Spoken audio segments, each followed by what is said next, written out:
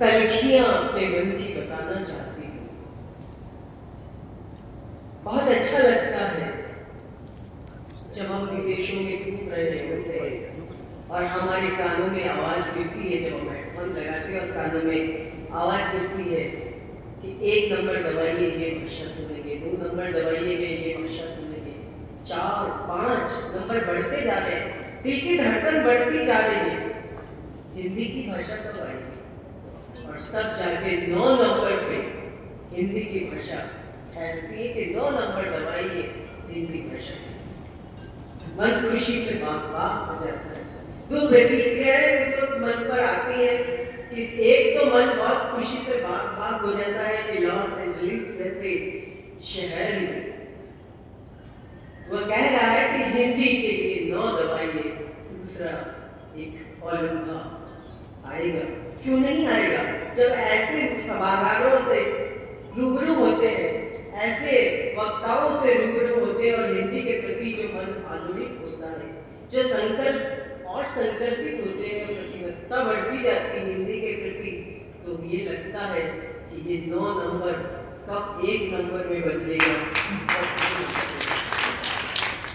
कब हिंदी जो है वो वैश्विक भाषा के रूप में दर्जा पाएगी। और उसी विषय और उसी चिंतन का परिणाम है आज का ये विषय। सभी वक्ताओं ने आपके हमारे ज्ञान में अभिव्यक्ति की है, किंतु ये बहुत एक सूक्ष्म बात है कि जो शकुंतला जी ने मुझे यहाँ बुलाने का निर्णय लिया है, मैं उसका सम्मान करती हूँ और उसका स्वागत भी करती हूँ, क्योंकि हम बात जो कर रहे हैं हम बड़े बड़ों के बीच में हो रही है। जो भी हम हिंदी की बात सुन रहे जान रहे, सब हम हिंदी प्रेमी और हिंदी ज्ञाताओं के बीच हो रहे, किंतु ये अधिभार अब किस पर है कि हिंदी को वैश्विक दर्जा दिलाने का अधिभार किस पे है? और ये अधिभार बिल्कुल मानती हूँ कि हिंदी कोई शब्दों का अक्षरों का समूह नहीं है। हिंदी बाल मन में बोने की चीज है। यदि आपने बचपन में ही बच्चों के मन में हिंदी भाषा के प्रति प्रेम जगा दिया, हिंदी भाषा का आईना उनको दिखा दिया, हिंदी भाषा में अगर उनको समझ पड़ने लगी, तो आप बहुत कुछ उनके मन में बोलेंगे। न केवल भाषा, भारतीय संस्कृति, भारतीय विचारधारा और बहुत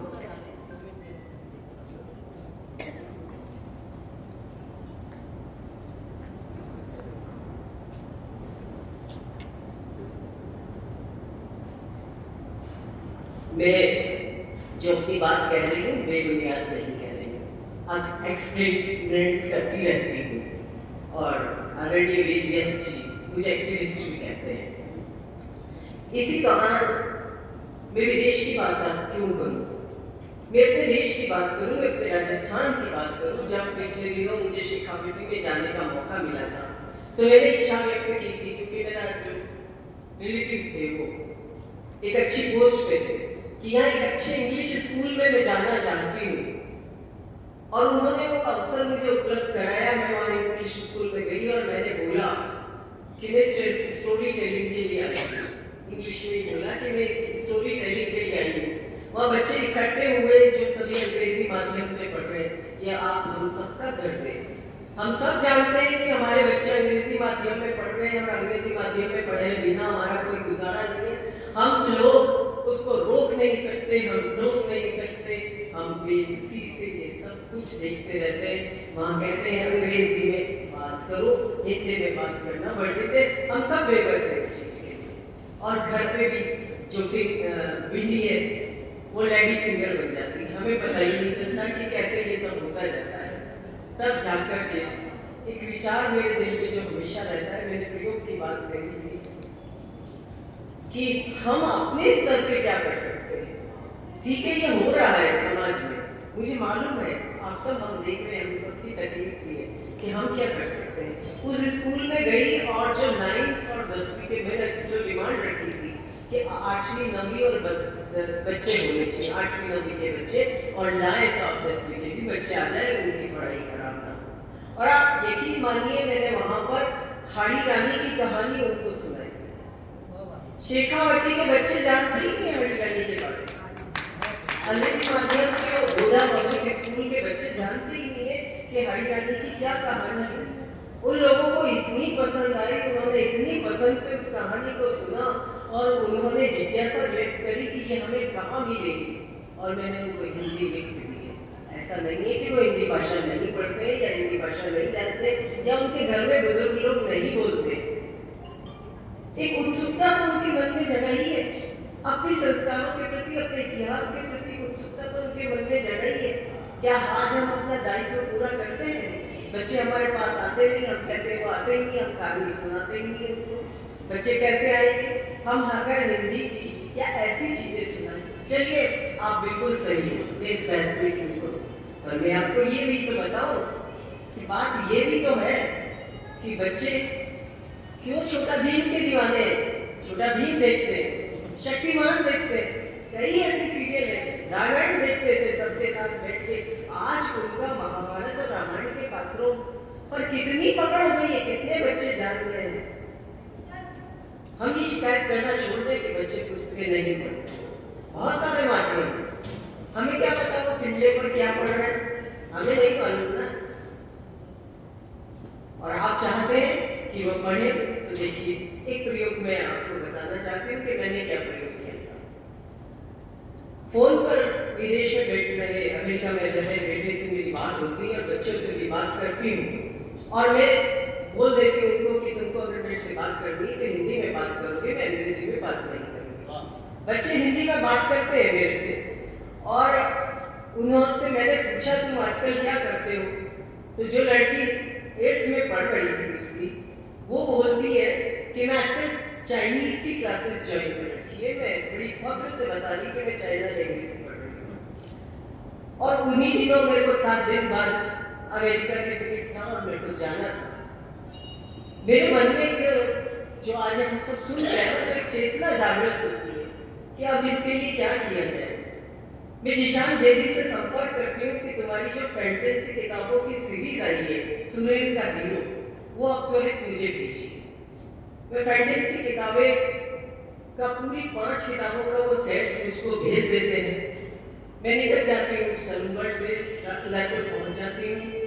पता चलता है कि जिस दिन मैं पहुंची उसी दिन डाक से वो किताब सलूंबर आ गई। मैं बस के ट्रायल्स के द्वारा वो किताबें मंगाती हूँ और वो किताबें उठाती हूँ, देखती हूँ पैकेज लगेज ज़्यादा हो रहा है, चप्पलें निकाल देती हूँ, उस जगह में किताबें डाल देती हूँ, मैं लेकर के जाती हूँ। जाते ही वो बच्चे, मुझे पता है क्योंकि जब हम अमेरिका से भारत आए थे मेरे लिए किताबें लेकर गए थे, उपहार में मेरे लिए किताबें लेके आए थे। उन्हें इस बात का प्राउड है कि हमारी जो दादी है वो ऑथर है। मेरे लिए किताबें उपहार में लाए थे, किताबें सभी अंग्रेजी की थी। वो किताबें मैं उनको लेके जाती हूँ और मैं जाते ही उन बच्चों को वो किताबें देती हूँ। बच्चे इतने खुशी से उछल पड़ते हैं उन किताबों को लेकर के, और खोल करके जब पढ़ना चाहते हैं तो पढ़ नहीं सकते। और तब मैं एक संकल्प भी और लेती हूँ कि इन बच्चों को मैं जब तक 1.5 महीना यहाँ हूँ, रोज जाना इनको मैं ये किताब पढ़ने के लिए हिंदी पढ़ाऊंगी। उन किताब पढ़ने के लिए उन बच्चों ने हिंदी पढ़ी। मैं लड़की को हिंदी पढ़ा रही थी, तो जब लड़की ने हिंदी पढ़ना शुरू किया तो उसके छोटे भाई ने कहा कि मुझे भी हिंदी पढ़नी है। उसके दादाजी बैठे उसको हिंदी पढ़ाने लगे और उसने स्वर ज्ञान कर लिया। आज ये हालत है कि वो लड़की अखबार पढ़ती है हिंदी के और हिंदी की किताबें पढ़ती है। तो ये छोटा सा बीज हम बोए तो सही अपने बच्चों के मन में। लाइब्रेरी में जाती हूँ, वहां पर देखती हूँ सभी भाषाओं की किताबें, बेस्ट सेलर जो रखी हुई है वो अंग्रेजी की किताबें। अब हिंदी की किताबें जो है वो कब बेस्ट सेलर होगी? हम जब उनको खरीदेंगे, जब हम बच्चों को देंगे, तो क्यों नहीं किताबें बेस्ट सेलर होगी? जब किताबें नहीं छप रही हैं और उनके रिव्यू अगर पत्रिकाओं में और अखबारों में आएंगे तो क्यों नहीं किताबें बेस्ट सेलर होगी? बच्चे खरीदते हैं, बच्चे मंगाते हैं। आप पुस्तक मेले में चले जाइए, अगर कलकत्ता में चले जाएंगे तो आपको लगेगा कि अंग्रेजी की किताबें ज़्यादा बिक रही है। किंतु दिल्ली में चले जाएंगे तो आपको लगेगा कि हिंदी की किताबें पढ़ने वाले भी बहुत है, कट्टा भर भर के लोग किताबें ले जा रहे हैं और खरीदने वालों में यंग लोग होते हैं, युवा लोग शक्ति होती। तो ऐसा नहीं है कि किताबें खरीदी नहीं जा रही है और पढ़ी नहीं जा रही है, और हमारे किताबों की ही बात क्यों, जैसा पूर्ववक्ता भी बोल सके हैं कि कई माध्यम आ चुके हैं और यूनिकोड ने तो कमाल ही कर दिया हिंदी को पहुंचाने।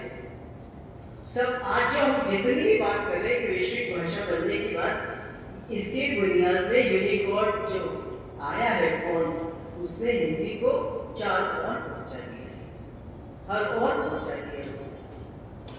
आज यही कारण है कि YouTube पर भी रूपांतर हो रहे हैं। मेरी कई बाल कहानियों का एनिमेशन फिल्म बनी है ट्वीट कहानियों के नाम से, उन लोगों ने खरीदी है मुझसे और उनको डिजिटलाइजेशन किया और बच्चे इसको हिंदी में देख रहे हैं।